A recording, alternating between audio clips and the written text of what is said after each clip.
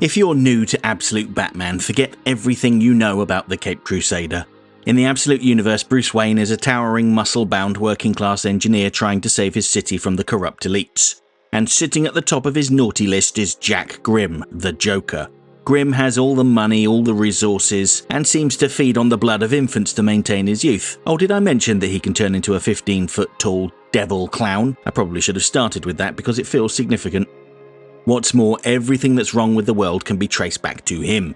He funds both sides of wars, backs both right-wing and left-wing politicians, and runs major news networks, all with the aim of agitating the public and keeping them under control. And control really is the name of the game. We recently learned that Batman's entire life, from his father's murder to his journey to becoming a costumed vigilante, was a meticulously orchestrated joke by Grimm. It may have all started out as a prank, but Batman has swiftly become Grimm's favourite distraction, and he wants him to continue doing what he's doing. Grimm's psychological warfare has already dismantled everything Bruce holds dear. First, he targeted Bruce's childhood friends, his fellow crime alley kids. His first target was Waylon Jones, who was dragged to a secretive facility called Arkham and mutated into a huge alligator man. Then his enforcer Bane brutally shattered Oswald Cobblepot, split Harvey Dent's mind and face in two, and warped Edward Nygma's brain. Though Batman had tried to help them, his friends have largely rejected him, preferring to embrace their new monstrous identities. To make matters worse, Grimm unleashed the denizens of Arkham on the city. Up first was Poison Ivy, and most recently, the Scarecrow, whose fear-inducing cigarette smoke drove a desperate Jim Gordon over the edge of a building to his death. This left Batman framed for the tragedy in front of a horrified public. With Batman isolated and grieving, Grimm played his next card, an elite anime-coded strike team of highly trained tech prodigies known as the Robins. They consist of Dick Grayson, Jason Todd, Tim Drake, Duke Thomas, and Stephanie Brown. Trained by Slade Wilson and armed with mech suits and superbikes, they ambushed Batman in a brutal 5-on-1 assault. The Robins cornered Batman and cut him off from his support team, Alfred Pennyworth and Harley Quinn. But Harley and Alfred unleashed a chaotic swarm of bat-themed drones, jamming the Robin's signals and successfully dragging a wounded Batman to safety. And this brings us directly to issue 22. But instead of jumping straight into the fallout of that skyscraper toppling confrontation, the focus shifts to the backstory of Batman's most reliable ally, Harley Quinn, and her connection to the Joker. So far, all we know about Harley Quinn is that she's the tattooed teenage trailblazer who runs the Red Hood gang. They're an anti-establishment youth movement that's made a deal with Batman to help him secure the city. We've seen them multiple times in the series so far. They effectively act as Batman's pit crew, but this issue shows us why Harley is the ideal partner for Batman. It kicks off with a flashback to Harley Quinn's childhood, where a young, restless Harley moves into a remote new home with her mother. It's a small, crooked house just outside of Gotham. Her mother has taken on an incredibly important, highly classified role. She had worked at Jack Grimm's ARC facility, but she had clearly seen something so horrible that she felt she had to fight against him. This small house has a creepy-looking closet that creaks in the night, and it frightens young Harley. She asks to sleep in her mother's bed, claiming that the lights are too bright in her room, but doesn't want them turned off.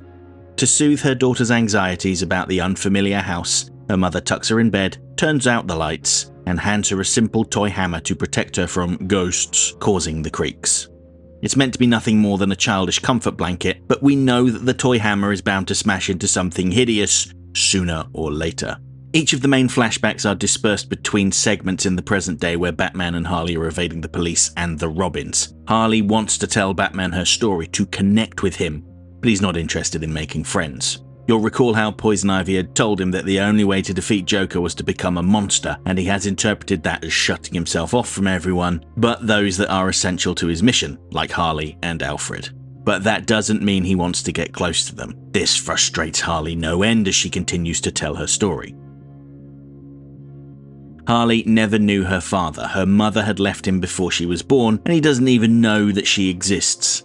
However, she took a genetic test to help track him down. He's a scientist living in France, and the two begin speaking over email. Harley's mother was very focused on her job, and given their remoteness, Harley grew up isolated. Around her 13th birthday, things seemed to crescendo, with her mother becoming even more focused on her work.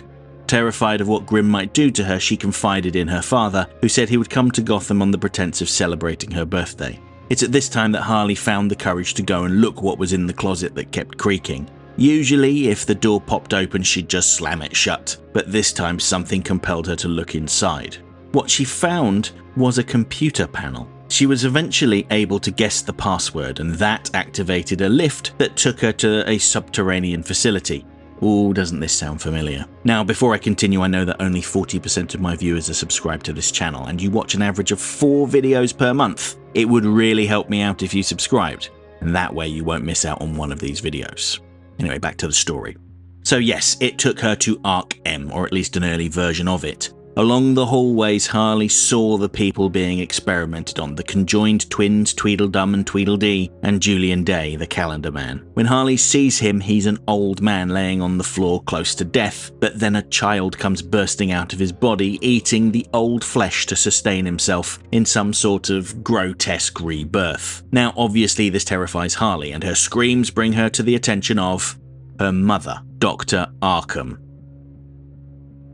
It's not clear if her surname is Arkham or if that's just a code name for her, but what's really great about this reveal is that her surgical outfit looks very similar to the classic Harley Quinn black and red costume, just twisted.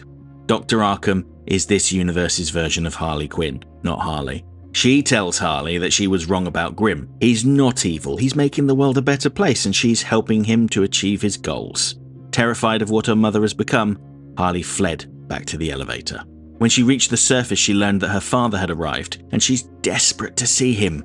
But it transpires that her father is not a doctor living in France. That was a lie. Or a joke. He's Jack Grimm, and her entire life in that crooked little house has been part of the joke he's been telling. Hell, even her name, Harleen Quinzel, is a pun. It doesn't matter that she's his flesh and blood, she's just one of the pieces in his little game. And the revelation that her parents are back together and doing terrible things forces Harley to flee. I can't help but wonder if this was all part of Grimm's plan. With his resources, he could track down Harley anytime he wanted. He could have forced her to do his bidding, but instead he lets her go and she starts her counterculture movement. So the interesting thing here is how Scott Snyder handles the toxic relationship between Joker and Harley. In the mainline universe, initially Harley Quinn was besotted with the Joker and would do anything he said, but he never cared about her. She was just a tool in his arsenal.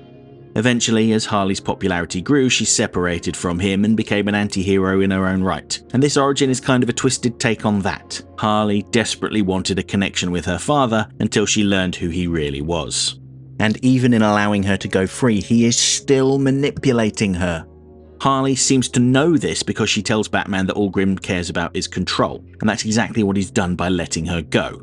He keeps the population frightened and angry, always in conflict with each other rather than looking at him, and that is how he stays in power. Harley tells Batman that Scarecrow plays a big part in this. They use fear to manipulate, withhold information, and then release some just to manipulate the people. It's why he publicized Jim Gordon's death and hid Batman's connection to Joe Chill's. It's all part of the plan. Harley tells Batman that Scarecrow's revelations about Grimm's role in his life are probably lies, but Batman doesn't really want to listen. He just wants to know the truth. So he goes to his father's grave and digs up the coffin. It's here that he discovers that it is empty, just as he gets a video call from Scarecrow, who tells him that his father is alive and that they're keeping him prisoner. Now, before anyone gets too excited, it is worth remembering that the last issue ended with the debut of Clayface, who can famously impersonate people. There's a good chance that this is Clayface pretending to be Thomas Wayne. At the same time, we know that Jack Grimm likes to torment his enemies, kidnapping them and dumping them on isolated islands for decades before hunting them down for sport later on. And that's the maddening truth about Jack Grimm. You can't believe anything he says. He always lies, even when he's telling the truth. But what do you make of Grimm's revelations in this issue? Is he really the creator of Batman, or is he just compensating for something that happened outside of his control? And what about Harley Quinn? What's her role in Grimm's plans? Let me know what you think in the comments below. Special thanks to my channel members, the Back Issue Brigade, who helped to make this video possible. Their names are on screen right now, and if you want to see your name among them and get access to some exclusive videos, like my recent video about Batman the Long Halloween, then join the channel now. I'll be back shortly with videos about Absolute Catwoman 2, Clayface Celebrity Dirt No. 1, and Barbara Gordon Breakout 3. Hope to see you then.